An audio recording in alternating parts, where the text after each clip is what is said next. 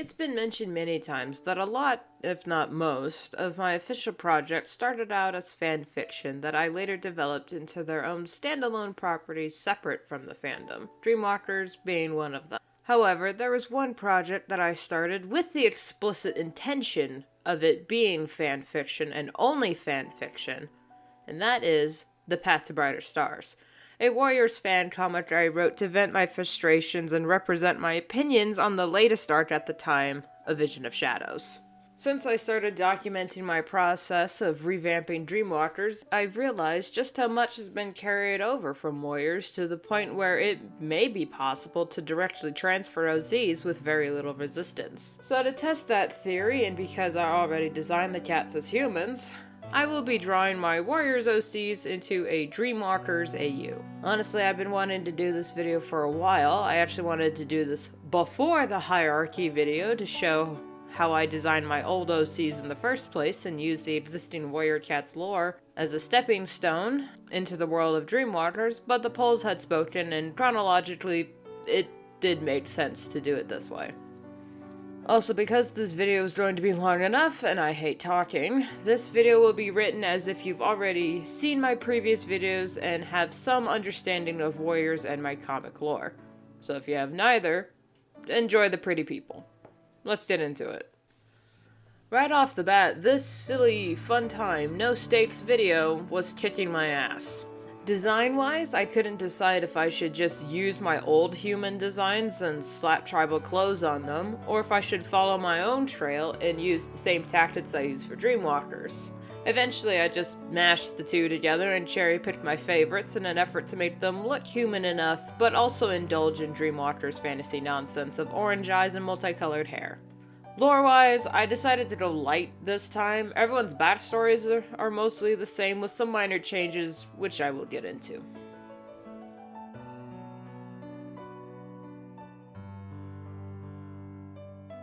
Starting off with Hawkstar. In this AU, she is a former warrior that was selected to be leader of the group, as she is a senior member with the most experience, and also was the previous leader's wife, a highly respected position. I should note that in this AU, when they left their old tribe, they didn't take the heirlooms of Sheena's star and the guardian bands with them. They left them behind and later crafted their own. I was just adding them here for reference. She still wasn't tribe-born, but she also wasn't from the city, so notice her different eyes. She wields dual blades. The black with amber gem is a reference to Black Star. And of course, I had to give her a snack tooth. In the comic, Hawkstar has just had a litter of 5 kittens, and I don't know how to fit them into this AU. Veterans of the internet will remember Ginja Ninja's human warrior cat's designs on DeviantArt, and even they didn't know how to fit in the cat litters as humans, so I will not be drawing them. Babies are hard to draw, and I'm struggling as is with these adults. This was supposed to be a fun video. Since Hawkstar isn't really a possible name in the Dreamwalkers universe, her name is just Hawk, leader of the... I'll figure out a tribe name later.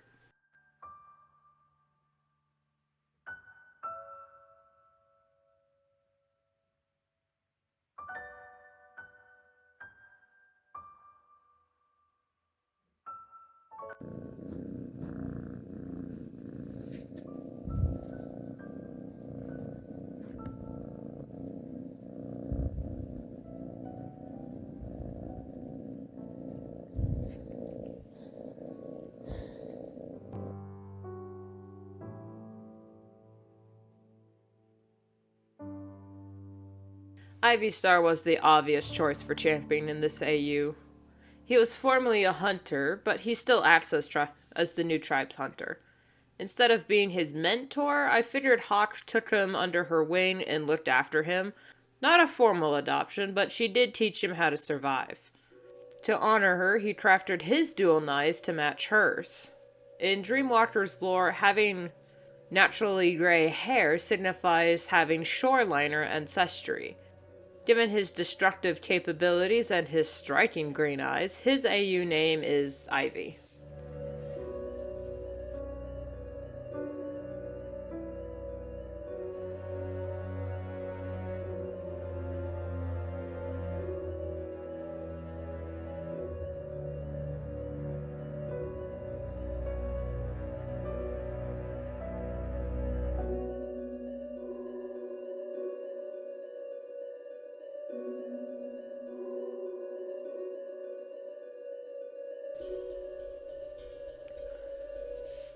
Brindlefur, true to her nature, gave me trouble. Not so much in her design, her colors were easy to pick, and I knew she was going to be a sentinel given her introverted nature. In the comic, she isn't too keen on being camp guard, but that's just because she likes to run and be free. No, her trouble came from the name. Brindle means brownish fur with stripes of other colors. Her cat design is my rendition of a tortoiseshell cat. And I couldn't name the tribe's fastest runner Turtle. That's just silly. The only other option for me was to name her, like, Rabbit or something, but that still doesn't quite feel right. So if you have any name suggestions for these versions, any of these designs, let me know in the comments. So for now, I guess she will be called Rabbit.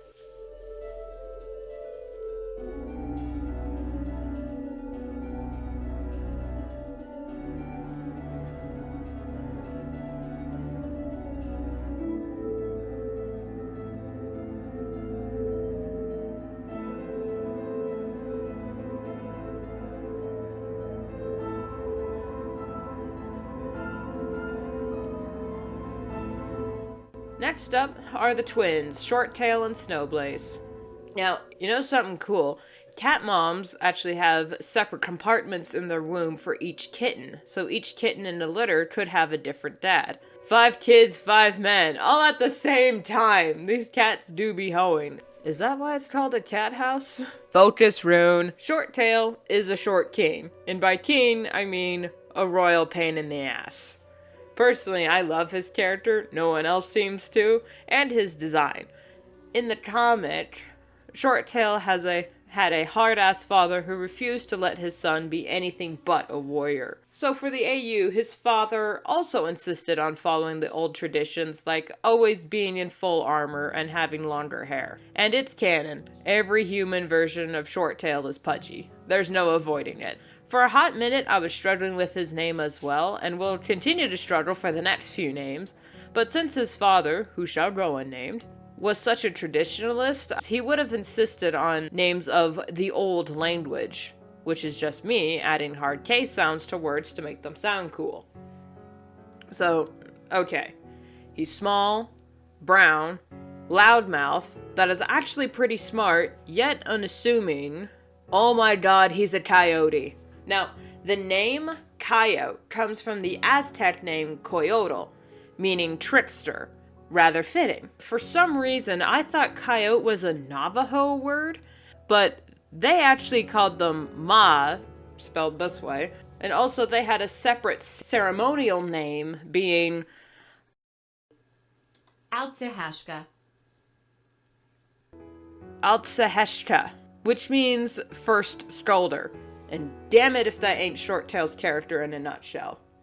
But rather than just steal the name, and since the Shia tribe isn't even based on the Navajo or really any native peoples in America, I tried to mesh the two together and create my own word using them as a reference. So for this AU, Shorttail's name is Koiheshka. Snowblaze couldn't be anything but a caretaker. Was there any doubt? Baby was born to babysit. Since the previous human design slapped, I just copied my old work and added different colors and touched up her hair.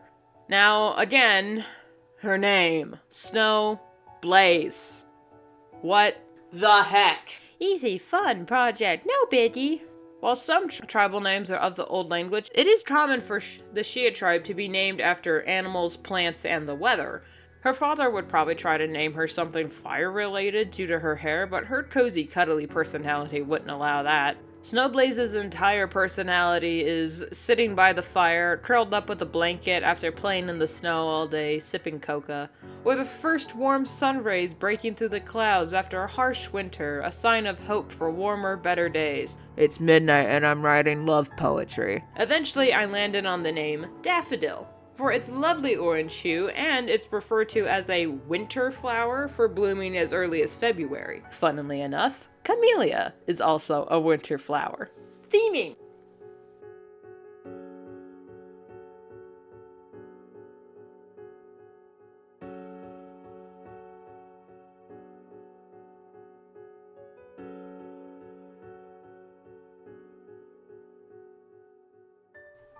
On the other side, we have Lionstripe. In the comic, he was a former kitty pet, so in the AU, he was a city dweller that joined the tribe, and due to his strength and docile nature, he was selected to be Keeper of the Forge.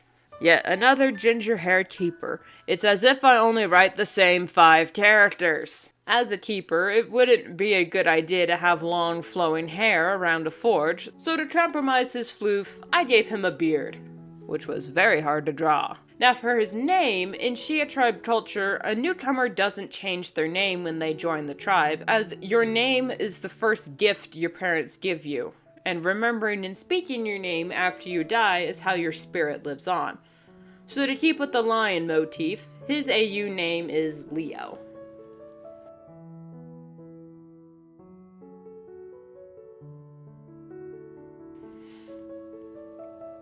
Next up, there's Hazelpaw, the best boy. Now, since he's still an apprentice in the comic and thus would still be a teenager as a human, I could have easily just made him a trainee, which has no defined role yet. But then I started thinking about his role in the story and how those traits would fit in the tribe. In the comic, Hazelpaw is friendly, always know how to cheers up his friend Splashpaw, looks out for everyone's mental well-being, and is very keen on calling Shorttail out on his bullshit. There was no question in it, he's the tribe guardian. But since he's still young and hasn't taken his full oath yet, and thus still a trainee, he doesn't wear the true bands yet. In this AU, it was only fitting that Leo would be Hazel's adoptive father, instead of being his mentor. We love healthy family dynamics in this house! Let's go!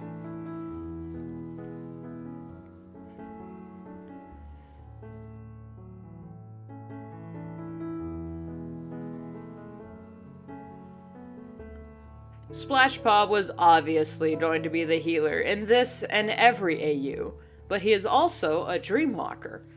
Being a Dreamwalker in the Shia tribe doesn't automatically mean you must be a guardian and vice versa, although it does help. In the comic, Splashpaw receives visions and warnings from StarClan, but communing with the spirits isn't what Dreamwalkers do. Dreamwalkers read people and can sense their distress, so we may have to axe the visions for this AU and settle for his powers coming from Dreamwalking. For his design, I originally gave him vitiligo to match his markings, but after some research, vitiligo can also weaken your immune system.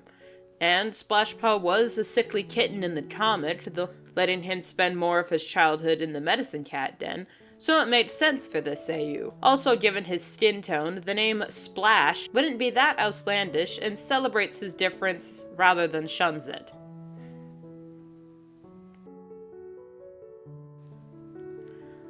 Finally, our latest addition to the gang is Twig, a road they found in their territory. Now, given Dreamwalker's lore, Twig wouldn't actually have a proper name. He would have just been called Boy, with Twig being a put-down on how breakable he is. My poor baby. He would still go by the name Twig for now, as he is still learning how to be a person, and there is no taboo against changing a name in special situations like this. For his design, I gave him long hair to match his bangs and tail, and clothes that were Splash's hand-me-downs until Daffodil can sew him some new ones. To carry over from his cat markings, I think he smeared ash and soot on his forehead as a mark of shame when he left wherever he came from, and hasn't washed it off yet. And yes, in this AU, he is close with Splash, fast friends with Hazel, and still enamored by Hawk. Teehee.